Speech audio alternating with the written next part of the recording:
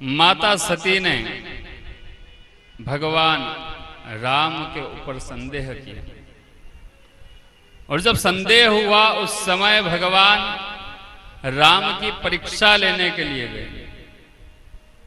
और किस स्वरूप में गई? मां सीता की। अंत में योगा अग्नि के माध्यम से अपने देह का त्याग किया। दूसरा जन्म हिमाचल राजा के यहां पार्वती के रूप में हुआ।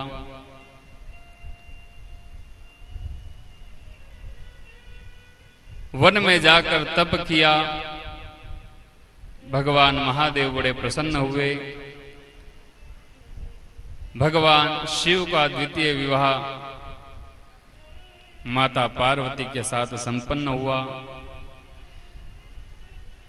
और बाबा अंत में लिखते हैं बालकांड में कि यह उमा शंभु विबाहु जे नर नारी कहीं जे गावही, कल्याण काज विवाह मंगल सर्वदा सुख पावही।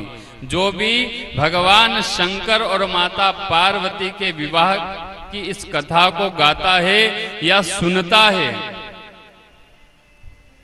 क्या कहा बाबा ने कि जो भी इस कथा को गाता है और इस कथा को सुनता है, उनके घर पर सदा उत्सव ही उत्सव मनते हैं।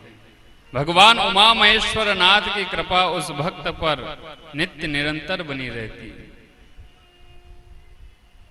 अब जब विवाह संपन्न हुआ, पुनः भगवान शंकर माता पार्वती को साथ में लेकर आज कैलाश पर्वत पर विराजमान है। परम रम्य गिरिवर कैलासु सदा जहां शिव उमा निवासु। कैसा परम रमणीय क्षेत्र कैलाश पर्वत, और ऐसा कैलाश पर्वत जहां पर भगवान शंकर अपनी अर्धांगिनी माता पार्वती को साथ में लेकर विद्यमान है, विराजित है। और कल की कथा में हमने सुना कि जब माता सती ने सीता का वेश धारण किया भगवान राम की परीक्षा के लिए, तो जब पुनः कैलाश पर्वत पर गए, जो वामांग में आसन देना था किसको? अपनी पत्नी सती को, वो वामांग में आसन नहीं दिया। क्यों? क्योंकि मां का रूप धारण किया था, सीता का रूप बनाया था, और मां का आसन सदैव अपने सन्मुख होना चाहिए। आज जब भगवान शंकर माता पार्वती को वामांग में धारण करके कैलाश पर्वत पर विराजमान है, ऐसा परम रमणीय कैलाश पर्वत जहां पर बाबा भोलेनाथ और माता पार्वती नित्य निरंतर वास किया करते हैं।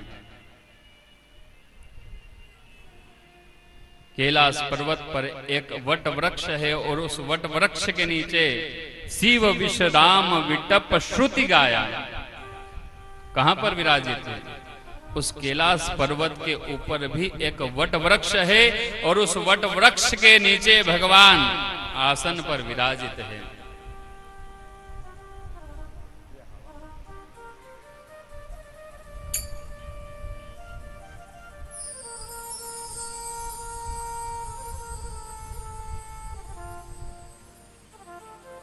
अब जब भगवान शंकर को बड़ा प्रसन्न देखा माता पार्वती ने, देखिए कथा इतनी मार्मिक है, कथा के मर्म को समझना कि ये कथा हमें क्या शिक्षा देती है। कथा ये नहीं कि भगवान शिव का विवाह कराया गुरुजी ने, उसके बाद राम जी का विवाह, राम जन्म, राम विवाह, और अंत में राम राज्याभिषेक, 9 दिन पूर्ण हो गए। नहीं, ये प्रसंग हमें क्या शिक्षा देते हैं, इन प्रसंग से, इस कथा से हम क्या शिक्षा लेना चाहिए हमको, ये कथा हमें सिखा रही है। आज बाबा जब प्रसन्न है, जटा मुकुट सुर सरित सिर लोचन नलिन विशाल, कैसे विराजमान है भगवान शंकर? भागंबर धारण किया हुआ है, जटा है, जटा के ऊपर द्वितीया का चंद्रमा विद्यमान है। इतना परम सौम्य स्वरूप भगवान महादेव का, जटा में से मां गंगा अविरल बह रही है। उस दर्शन को आज माता पार्वती करती है कि नीलकंठ लावण्य निधि सोह बाल विधि भाल। लावण्य स्वरूप, लावण्य का मतलब क्या होता है? सुंदर। अब यहां पर बाबा की जटाओं से गंगा मधुर मधुर धाराएं प्रभावित कर रही है। उस कैलाश पर्वत पर भगवान शंकर विद्यमान है, बड़े बड़े नेत्र है और भगवान के भाल पर द्वितीया का चंद्रमा विद्यमान है। और द्वितीया का ही क्यों है, यह कथा हमने आपको बताई थी, याद है या भूल गए? क्यों माताओं? द्वितीया का चंद्रमा ही क्यों विद्यमान है, याद है या भूल गए हम? क्यों? क्योंकि द्वितीया का चंद्रमा जो रहता है उसमें किसी प्रकार का कोई दाग नहीं रहता है। बैठे सोह काम रिपु कैसे, धरे शरीर शांत रसु जैसे। पार्वती मैया को लगा कि आज बड़ा शुभ अवसर है। क्यों? क्योंकि माता ने जब विदाई दी थी तब कहा था कि पहले बेटा अपने पति के मन को परखना। प्राय आज के समय में घर में कलह क्यों होते हैं? पति बेचारा दिन रात कैसे मेहनत करके दिन भर कहां कहां घूम रहा है, कहां भटक रहा है, इतनी गर्मी में कैसे कमा के ला रहा है, वो स्वयं जानता है।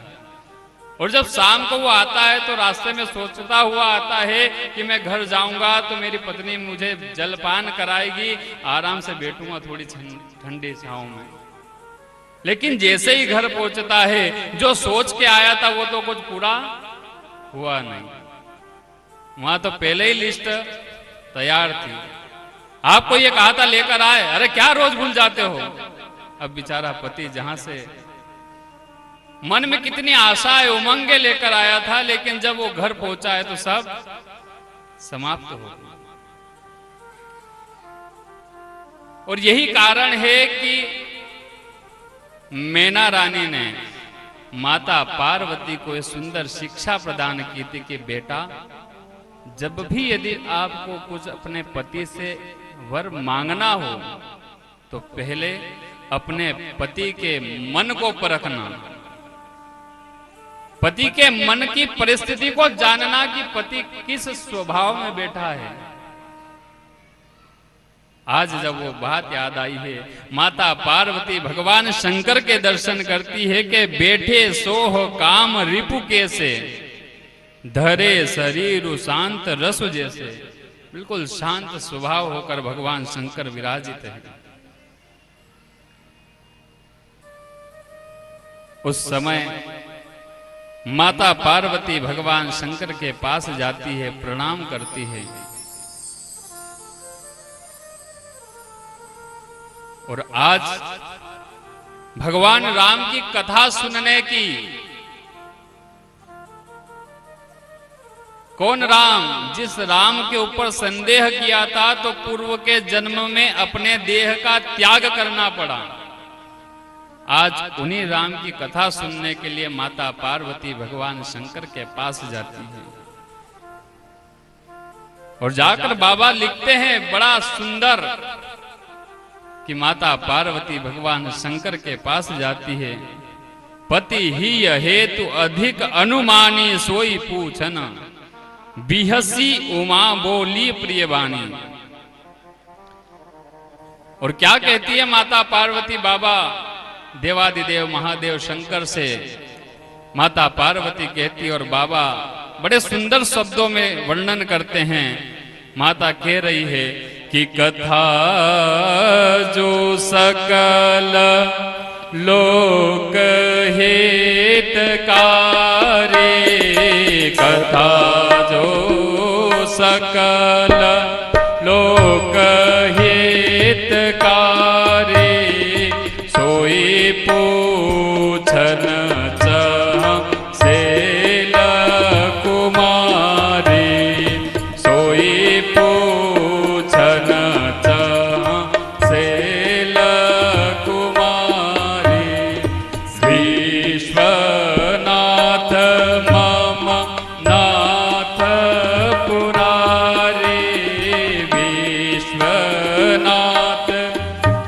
रामनाथ पुरारी त्रिभुवन महिमा विदित बखानी।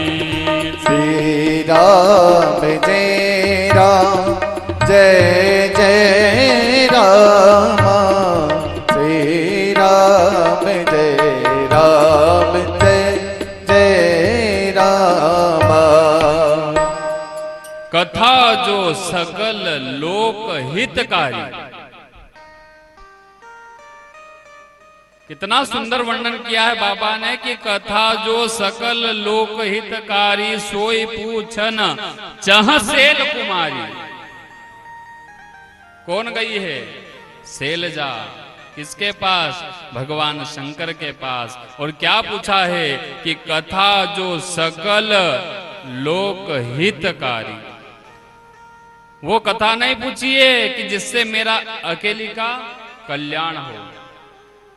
वो कथा मुझे नहीं सुनना है, मुझे तो वो कथा सुनाइए, कथा जो सकल लोक हितकारी।